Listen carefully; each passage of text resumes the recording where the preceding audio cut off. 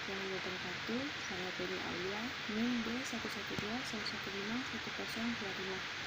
Saya akan mempresentasikan tugas akhir penelitian saya, yaitu yang berjudul pengaruh debit air pada IPAL portable dalam pengolahan limbah cair warna kopi. Pertama-tama, saya mengucapkan terima kasih kepada dosen pembimbing saya, yaitu Ibu Wivina Diah Ikontanti, SSIMM, dan Ibu Rinjani Ratih Rapasuri, STMT. Serta saya mengucapkan terima kasih kepada dosen pembimbing saya, yaitu Bapak Syairul Hairi, SSIMM, dan Ibu Lala Tarbiyatun, SSIMM. Latar belakang dari penelitian ini ialah Kota Pontianak menjadi sebuah kota yang memiliki cukup banyak warung kopi dan tersebar hingga ke sudut kota. Bahkan saat ini warung kopi baik yang dikelola secara tradisional maupun modern terus ikut menjamur. Adanya kebiasaan tersebut menjadi daya tarik tersendiri bagi pelaku usaha yang menggeluti di bidang tersebut dan cenderung memiliki potensi akan usaha warung kopi atau sering disebut dengan warkop. Pada kegiatan usaha warung kopi ini menghasilkan limbah warung kopi dengan jumlah yang cukup banyak dan tidak melalui pengolahan terlebih dahulu. Limbah warung kopi ini sendiri termasuk dalam limbah domestik. Seperti yang kita ketahui, limbah domestik ini sendiri adalah limbah cair yang dihasilkan dari bangunan rumah tangga, bangunan perdagangan atau UMKM. Limbah domestik ini meliputi pembuangan sisa pengolahan minuman kopi, tempat cuci piring, WC, dan makanan yang dibuang ke perairan terbuka. Menurut UU RI nomor 23 tahun 2009 tentang perlindungan dan pengolahan lingkungan hidup, setiap industri wajib bertanggung jawab dalam pengolahan limbah. Maka dari itu, jenis usaha warung kopi harus bertanggung jawab untuk memiliki instalasi pengolahan limbah air atau IPAL. IPAL portable ini merupakan sebuah alat yang dirancang untuk membuang limbah biologis dan kimiawi dari air hingga memungkinkan air tersebut untuk digunakan kembali. Upaya pengolahan limbah dengan kebutuhan lahan menjadi hal yang tidak dapat dihindari.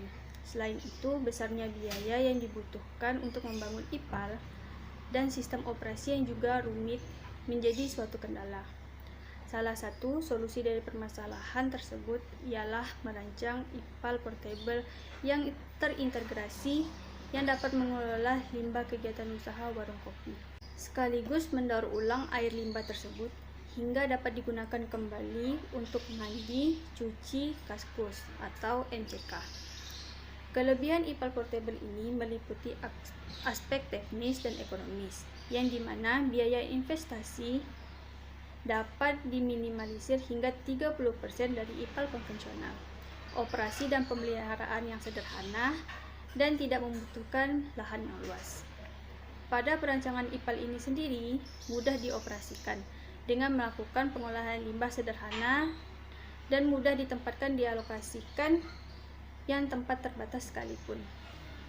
Pengolahan IPAL dapat digunakan untuk limbah cair terdiri dari penyaringan dan endapan. Air limbah yang difiltrasi akan dipisahkan dari padatan. Setelah itu akan dilanjutkan dengan difiltrasi bertingkat dengan karbon aktif dan membran ultrafilter. Pada alat ini, bahan utama yang digunakan adalah karbon aktif. Karbon aktif memiliki sifat absorpsi selektif. Daya serap karbon aktif yang sangat besar, yaitu 25 sampai dengan 1000%. Karbon aktif sering juga digunakan untuk mengurangi kontaminan organik partikel kimia organik sintetis. Selain itu juga karbon aktif dapat mengurangi radon, merkuri, dan logam lain beracunnya. Untuk tinjauan pustaka IPAL portable, hal ini dilakukan penelitian oleh BIMA di tahun 2015 untuk dengan metode anaerobik biofilter hingga didapatkan total penurunan sekitar 58,46%. Hal ini juga diteliti oleh Priyamba di tahun 2019 dengan metode anaerob aerob dan dihasilkan total penurunannya sekitar 71%. Pengolahan limbah cair pada tinjauan pustaka ini Diteliti oleh Alfi DKK di tahun 2019 dengan metode adsorpsi karbon aktif, didapatkan hasil total penurunan sebesar 85,52%. Pada penelitian ini juga diteliti oleh Avia DKK di tahun 2018 dengan metode aerasi dan adsorpsi, dan didapatkan total penurunannya sebesar 93%. Hal ini juga diteliti oleh Susmanto di tahun 2020 dengan metode adsorpsi karbon aktif, didapatkan hasil dari total penurunannya sebesar 92,8%.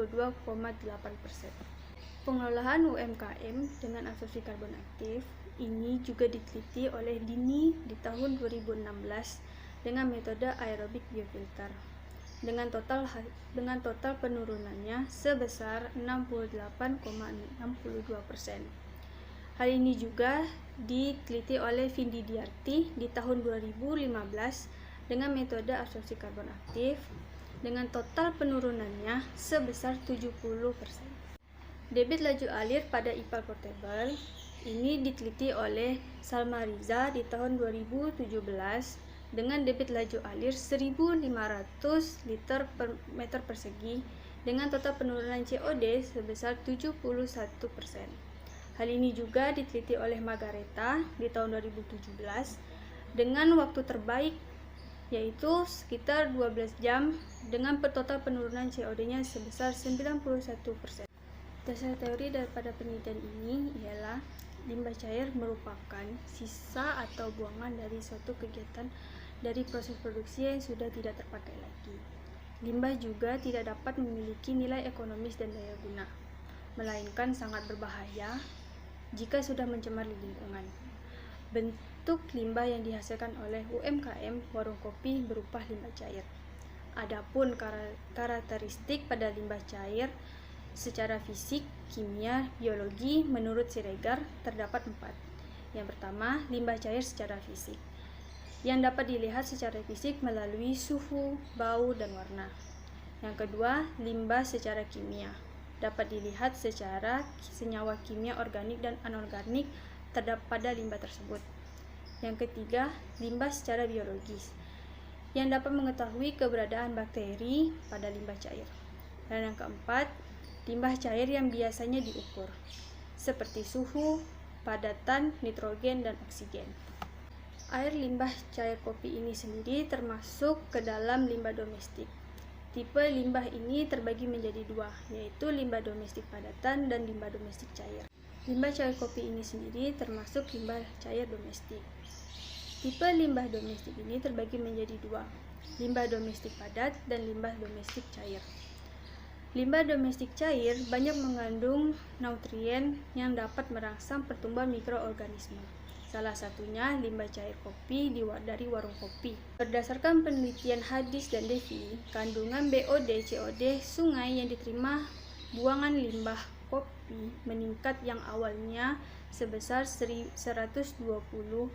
dan 170 mg per liter naik menjadi 7.800 dan 9.780 mg per liter. Hal ini, zat organik meningkat tinggi pencemaran hingga 80%.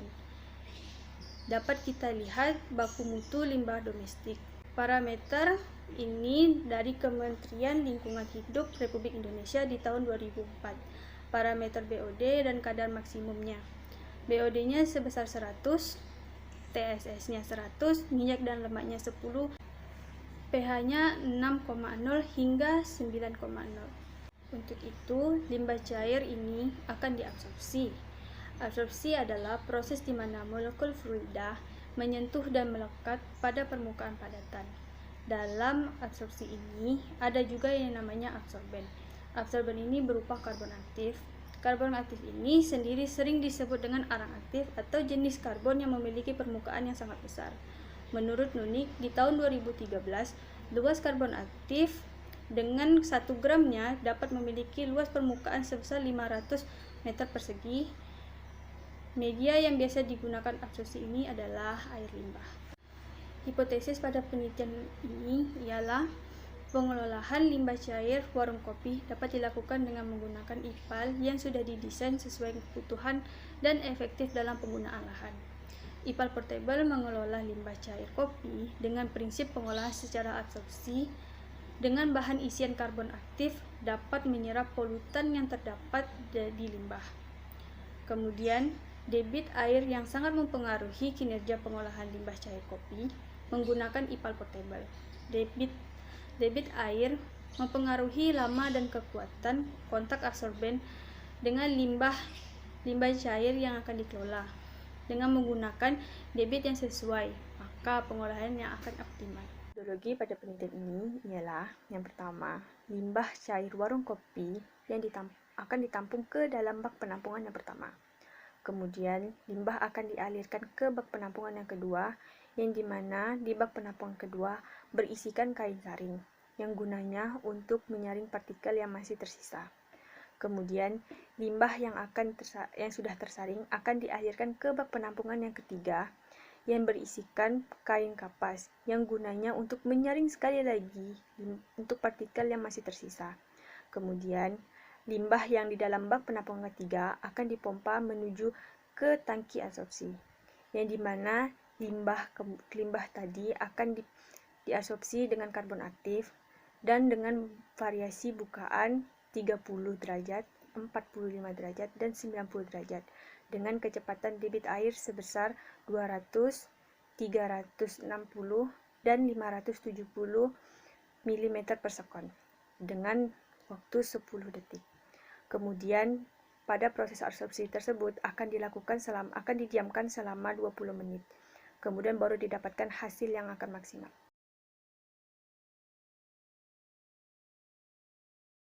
Hasil dan pembahasan pada penelitian ini yaitu pengolahan limbah cair warung kopi. Limbah cair warung kopi yang digunakan dalam penelitian ini diambil dari limbah warung kopi Denis Kopitiam di Jalan Gajah Mada, Kota Pontianak. Limbah yang sudah diambil tersebut akan diolah dengan instalasi pengolahan air limbah atau IPAL.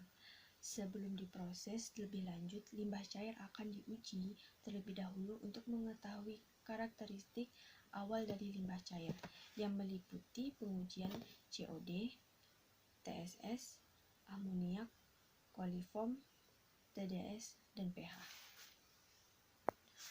Hasil uji dari limbah awal yang sudah diketahui karakteristiknya kemudian ditampung ke dalam bak penampungan yang memiliki kapasitas 250 liter. Limbah cair warung kopi ini akan dilakukan pengolahan IPAL Portable dengan menggunakan metode variasi debit alir, yang dimana variasi ini menggunakan bukaan keran 30 derajat, 45 derajat, dan 60 derajat. Masing-masing memiliki debit air sebesar 200 ml per second, 360 ml per second, dan 570 ml per second pada sistem batch.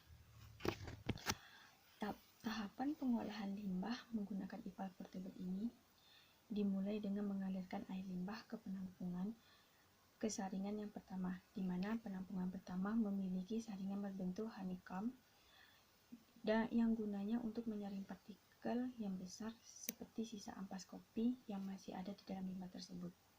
Kemudian limbah cair tersebut mengalir ke bak penampungan yang kedua, di mana bak penampungan kedua memiliki saringan microfilter yang gunanya untuk menyaring partikel halus yang lolos di penyaringan yang pertama. Kemudian, limbah cair tersebut akan dipompa ke tangki untuk masuk ke kolom absorpsi. Pada proses absorpsi ini dilakukan waktu tinggal selama 20 menit di kolom tersebut.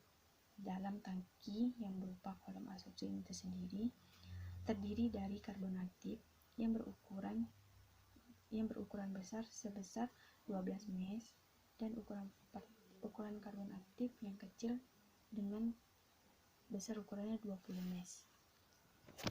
Kemudian lapisan terluar atau terakhir diabsorpsi dengan kain microfilter. Penggunaan metode absorpsi dengan material karbonat ini telah terbukti daya serapnya memiliki sebesar 85% hingga 95%. karbon aktif ini juga perlu dilakukan aktivasi agar penyerapannya tinggi yang bertujuan untuk meningkatkan pori-pori karbon tersebut. Di dalam tangki terdapat 3 lapisan penyaringan, yaitu lapisan pertama atau lapisan terdalam yang pertama kali berkontakkan dengan air limbah berisikan material karbon aktif yang kasar. Material ini berfungsi untuk menyaring makromolekul minyak, lemak, bau, dan sisa deterjen pada limbah cair tersebut.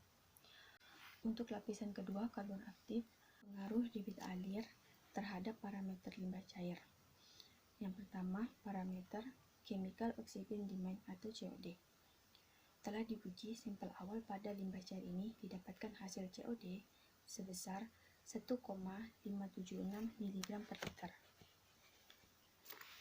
Kemudian limbah tersebut diabsorpsi dengan beberapa variasi debit alir, yaitu debit alir bukaan 30% sebesar 200 ml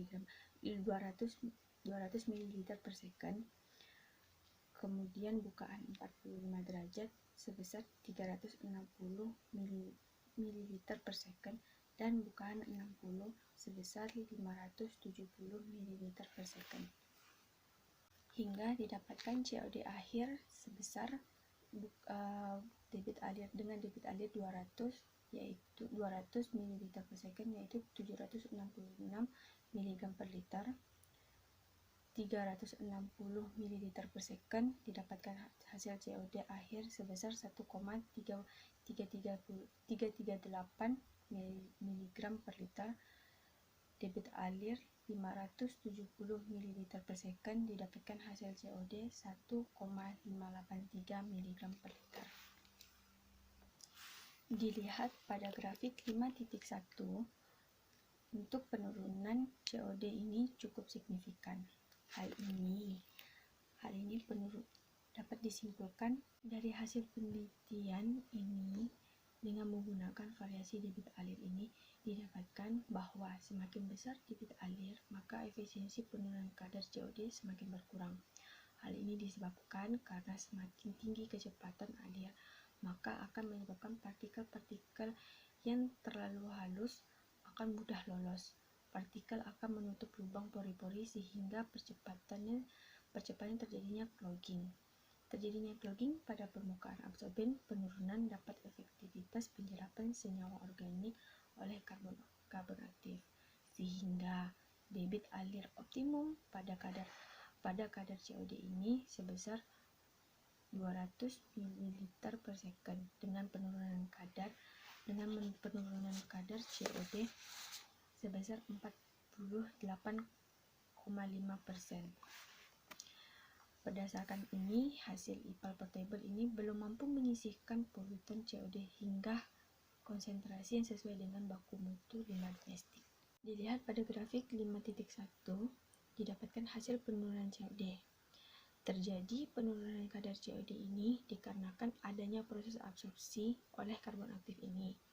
Selama proses interaksi, partikel karbon aktif bersinggungan dengan senyawa yang akan diserap. Proses karbon aktif ini merupakan proses absorpsi fisika yang dimana melibatkan pori-pori dan gaya van der Waals. Gaya van der Waals ini terbentuk karena adanya gaya tarik-menarik antar molekul absorben dan absorban. Dari hasil penelitian menggunakan variasi debit alir ini didapatkan bahwa semakin besar debit alir, maka efisiensi penurunan kadar COD semakin berkurang.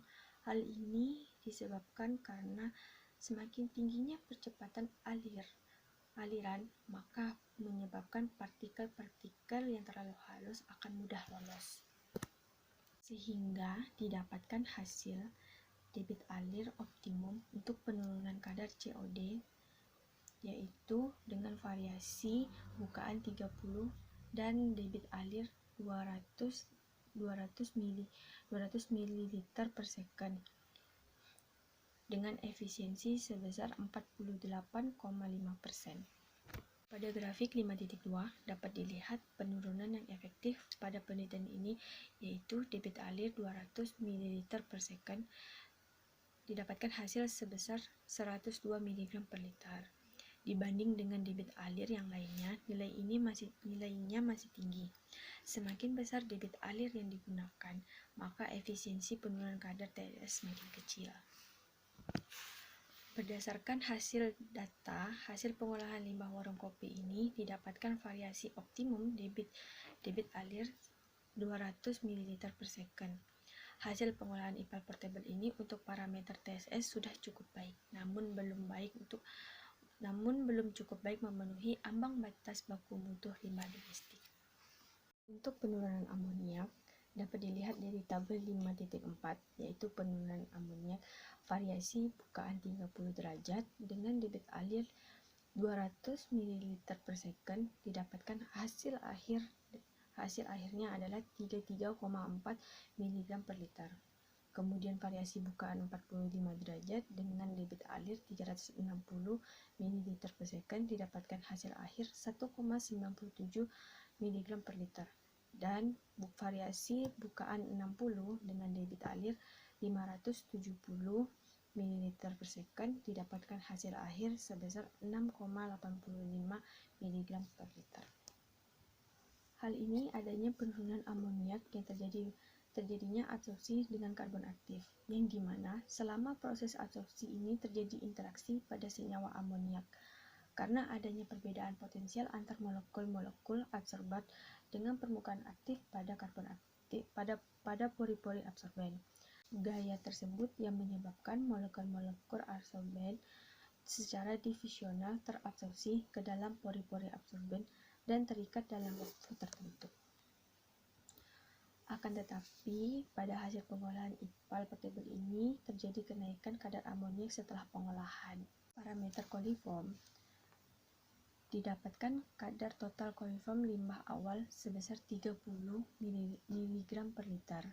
Kemudian dilakukan absorpsi pada limbah cair ini dengan variasi bukaan 30 derajat dengan debit alir sebesar 200 ml per second dan didapatkan hasil akhir si coliform yaitu sebesar 10 mg per liter. Kemudian variasi bukaan 45 derajat didapatkan hasil dengan debit alir 360 ml per second didapatkan hasil akhir coliform sebesar 0 mg per liter. Dan variasi bukaan 60 derajat dengan debit alir 570 ml per second didapatkan hasil coliform sebesar 10 mg per liter. Penurunan coliform ini disebabkan adanya interaksi oleh pori-pori karbon aktif yang mampu mengikat atau menyerap sel bakteri pada limbah cair, sehingga jumlah limbah bakteri pada limbah cair ini menjadi berkurang. Karbon aktif ini sendiri mampu mengabsorpsikan sel bakteri dengan permukaan yang selektif dalam mengabsorpsi untuk mikroorganisme yang spesifik. Hal ini berhubungan dengan interaksi elektrivitas dua lapisan antar permukaan karbon aktif dengan sel bakteri dan interaksi hemofobik yang terjadi antara permukaan karbon aktif dengan dinding sel bakteri, menyebabkan karbon aktif mampu mengabsorpsi si sel bakteri tersebut. Berdasarkan hasil penelitian ini, debit alir tidak terlalu mempengaruhi signifikan terhadap penurunan coliform. Efisiensi penurunan bakteri coliform lebih dipengaruhi oleh waktu tinggal selama 20 menit. Dengan kata lain, debit alir ini air limbah jika dikontakkan dengan karbon aktif yang lebih lama akan dapat menyisihkan bakteri coliform dengan lebih baik. Dan percepatan yang rendah dapat meningkatkan penyisihan bakteri patogen, sehingga bakteri tersebut akan tertahan pada karbon aktif. Untuk parameter TDS didapatkan hasil penurunan TDS akhir yaitu untuk variasi bukaan 30 derajat dengan debit alir 200 ml per second didapatkan hasil TDS akhirnya sebesar 597 ppm. Kemudian pada variasi bukaan 45 derajat dengan debit alir 360 ml per second didapatkan hasil akhir sebesar 470 ppm dan variasi bukaan 60 derajat dengan debit alir sebesar 570 ml per second didapatkan hasil akhir 371 ppm. Pada penelitian ini terjadi penurunan yang signifikan. Hal ini mengacu kepada limbah awal TDS sebesar 219 ppm, kemudian diabsorpsi oleh karbon aktif dengan variasi debit alir yaitu 200 ml per second, 360 ml per second, dan 570 ml per second. Didapatkan hasil optimum dalam pengolahan limbah cair ini sebesar 579 ppm dengan debit alir sebesar 200 ml per second. Dapatkan hasil kenaikan optimum pada variasi buka 60 derajat dengan debit alir 570 ml per second dan didapatkan hasil akhir pH-nya 6,2. Hal ini dapat disimpulkan bahwa pH air limbah warung kopi yang sudah diolah mendekati pH netral, yang dimana baku mutu kadar maksimum pH air limbah yaitu 6-9. Kesimpulan saran pada penelitian ini. Kesimpulan, berdasarkan hasil yang diperoleh dalam penelitian ini, dapat diambil kesimpulan sebagai berikut. Pengolahan limbah cair warung kopi menggunakan IPAL portable dengan filtrasi karbon aktif sudah cukup baik, namun belum bisa memenuhi ambang batas baku mutu pada beberapa parameter. Pengolahan IPAL portable ini sendiri dapat mencapai efisiensi penurunan limbah tertinggi sebesar 72,8%. Kemudian, variasi debit alir pada pengolahan limbah cair warung kopi berpengaruh terhadap hasil pengolahan di mana semakin kecil debit alir, maka efisiensi penurunan semakin besar. Variasi debit alir optimum pada penelitian ini yaitu ada di bukaan 45 dengan besarnya debit alir sekitar 360 ml per second dengan efisiensi penyisihan COD sebesar 48,5%, TDS-nya 72,8%, coliformnya 100%, TDS-nya 6,25%, dan pH-nya 6,2. Saran dari penelitian ini adalah upaya dalam penelitian ini menurunkan limbah cair domestik agar penurunannya semakin maksimal perlu adanya mengganti karbon aktif pada setiap variasi agar karbon aktif tidak jenuh saat pengabsorpsian limbah cair tersebut. Kemudian, pada IPAL portable ini belum bisa menurunkan kadar amonia, sehingga ke depannya alat IPAL portable ini dapat ditambahkan dengan sistem aerasi pada IPAL tersebut dan memiliki waktu tinggal yang cukup lama agar pengoperasian pada limbah cair ini bisa terserap secara maksimal. Sekian dan terima kasih atas perhatiannya. Assalamualaikum warahmatullahi wabarakatuh.